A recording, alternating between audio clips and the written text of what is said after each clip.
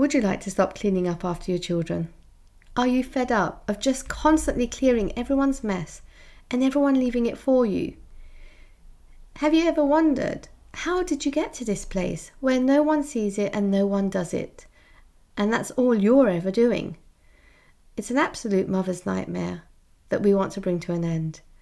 In today's podcast, I'll be showing you how to stop clearing up after your children, how to help them take responsibility in the house, and also how to help them see that they can also do things for you. If you would like to create more time for yourself and more time to spend with your children and your loved one, then this podcast is definitely for you. Just a quick announcement before I dive into the podcast. On the 20th of August, I'm running an amazing training that's actually going to be the best training I've ever run. Why? Because I'm going to be sharing with you the blueprint to parenting. What you need to know to create an amazing relationship with your child. Even if things haven't gone to plan and you want to change your relationship to create an amazing relationship now, then I'll be showing you how. And once the webinar is over, I'll also be opening the doors to the Happy Home School of Parenting. Because if you want some help going through the blueprint, you want me to hold your hand step by step, take you through your struggles and your challenges and help you overcome those, then I'll be opening the doors so that you can enroll and get the help that you want. Lots happening. So just go on to www.happyhomecoaching.com/blueprint so you can register for the training on the 20th of August, and be sure to look out for when I open the doors for enrollment, and get ready to join, get ready to change your life. It's all coming. Now, back to the podcast. Welcome to the Happy Home Podcast, where we help Muslim mothers create success and happiness in their personal, professional and family life and raise their children as happy, pious and productive Muslims. My name is Sayed-Hossen and I am your host and the founder of the Happy Home Institute. Welcome to today's podcast on how to help your children to start helping you with the chores and to stop cleaning up after them. This is something that will make a huge impact in the quality of your life, the quality of your relationships. Because if you're spending most of your time cleaning up after everyone, and then when you're finished, you're too exhausted to be able to relax and enjoy everybody's company, you're there seeing your children and your husband, do the things they love, enjoy the things that they are doing, living their life, doing what they want to do, then that actually drags us down emotionally as well. Like, not only are we physically exhausted, but we become resentful and frustrated. And then when you may find that when your family are asking you to do anything, you're quite resentful. If they don't do what you ask them, you're quite resentful. And we end up becoming someone we don't recognize. We end up feeling like our life isn't our own anymore. And we end up wondering, where did I go? What happened to me? So getting to the point where you are also enjoying your life, you're also doing the things you want, and you're doing the things that also count, towards what's important to you, like spending quality time with your children. This is really important. And one of the things we do inside the Happy Home Parenting School is really help you identify what's stopping you from getting to the point where you're able to live the life you want to live with your children, be the person you want to be. But when I talk about this with my clients and I help them unravel what's in their way, a lot of the times it's because they are there serving everyone else, doing what everyone else wants from them, and they are not doing what they want to do. And because of that, they're not the person they want to be. It's quite simple. I had that myself, a long time ago, where I just wasn't enjoying the constant mundane of, coming home from work, having to quickly cook, clean, tidy up after the breakfast, and then tidy up again after dinner, and then prepare the lunches. And it got to the point where my then 2-year-old or 3-year-old said to me, I don't want to be a mummy myself one day. And I said, why? She said, because then I have to do all the jobs like you. And I thought, wow, I'm trying to raise her to be, able to take care of herself and her family one day. And she's looking at me, moaning and being quite grumpy about what I'm doing. And that's just pushing her away from the whole idea. And not only was it not what I wanted to do in terms of my own life, but also what I was trying to instill in my daughter. And it was at that point I really looked at how, how do I make the shift? How do I make the shift from doing everything for everyone else to us working together as a family? So I didn't feel like I was doing it completely by myself and everyone was leaving it for me. And also to the point where I could enjoy what I was doing. And subhanAllah, with the changes I'm going to share with you today, I got to the point where we recently were away and it was self-catering. And I'd get up in the morning after a rest and, happily cook the dinner before we went out, happily, clean up the kitchen after breakfast. Yes, everyone helped. But there was a complete shift in me in terms of even that resentment of doing it. Because after a while, I started thinking, that's not what I want to do. And now the shift has come where the I do, I love doing. But it's not just all on me, and I'm not taken advantage of. So I want to help you get there, inshallah. And so there's several milestones to this shift that I want to give you today.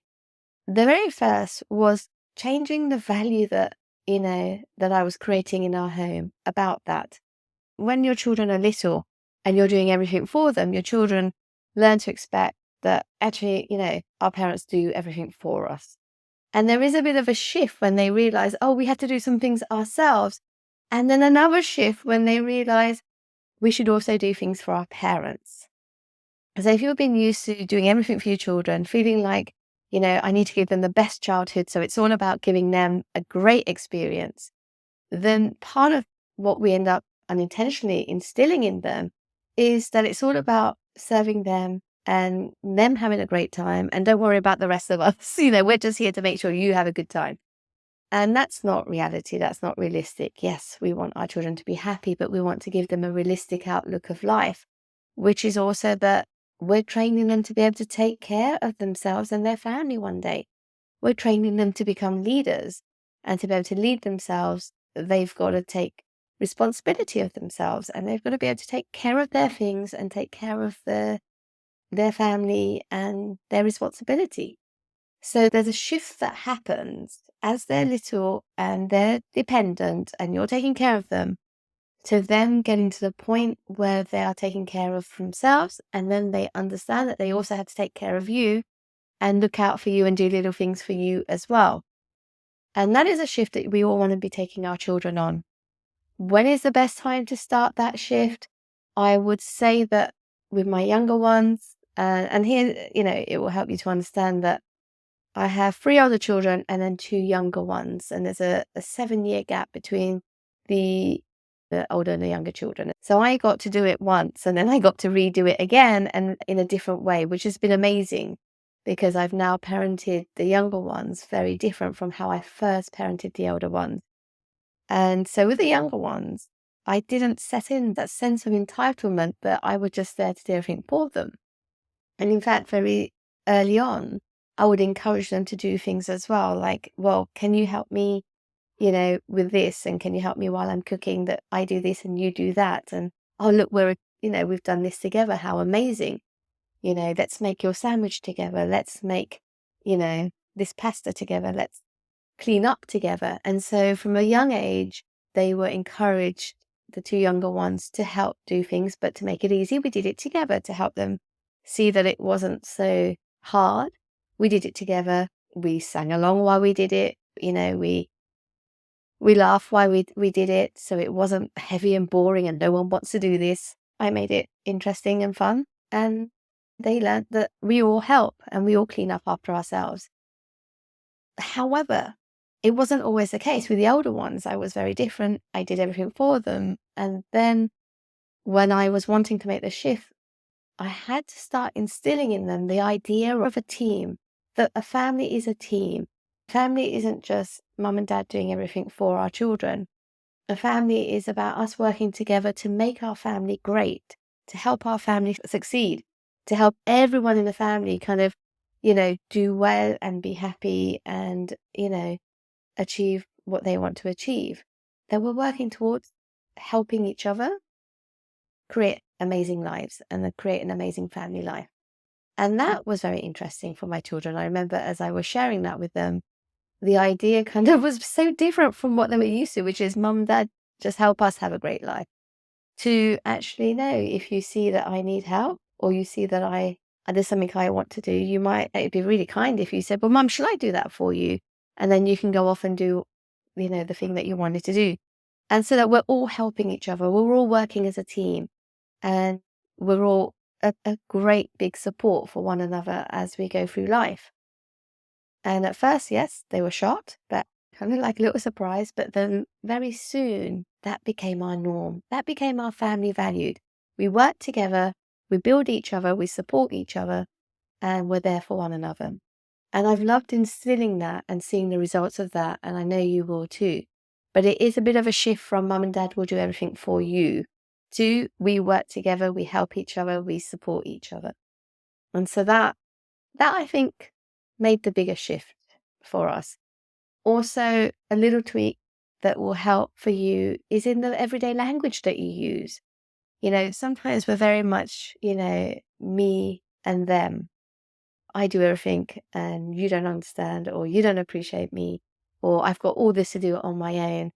And that creates a bit of a division. Whereas when we're trying to create a team, we're coming together. So a way that you can shift that, if you start referring to we, like before we can go out today, we need to get these few things done. Who would like to take what job? Who would like to help me with this and this and this? And so therefore the onus becomes shared. And children will just initially might look a bit shocked, but they will start taking it on board and know that we've got to work together to achieve what we want to achieve. Whether that be going out by a certain time, whether that be going away, that we need to save, or cut costs, or whatever we're trying to do here, that, in our family, that it's a joint effort. And enjoying the rewards, jointly together is great, and praising them for their help and appreciating it is great. Starting to pass on responsibilities a bit, like giving everyone a to-do list of what everyone can do as part of their chores in a week, means that we're sharing that responsibility. But where the struggle comes in is where you give it and they don't actually take it on board, or they don't do it. You've issued a job, but nobody takes them on board. And if you're stuck in that place, what I would suggest is probably listing the jobs that kind of need to be done and when, and don't make it too much or too hard. And then sitting around the table saying to your children, look, so we can have fun, so we can go and do this, this, and this. Can we share out these jobs? But why don't you pick the ones you want to do? And if everyone picks the ones that they want to do, then they have a say in it. They're choosing what they like to do. You might find one child prefers to do the vacuuming while another prefers to do the bins, because that's like a 2-minute job that nobody wants to do, but it's done in 2 minutes. And you'll find in your family that they'll have different strengths or things that they enjoy. So giving them a choice in what they do and asking them to take a job on from the list is also a really good way to get them on board. So I hope with these tips that you can start creating a team in your family so that everybody comes on board to support you as well as you support them. And also let your children know that this is part of their life training. I remember, one of my children saying, oh, I don't want to clean when I'm older. I'm just going to get a cleaner. And I said, that's great if you're able to do that and get that help. But if you can't, you have to be prepared. You have to be prepared for whatever comes your way in life.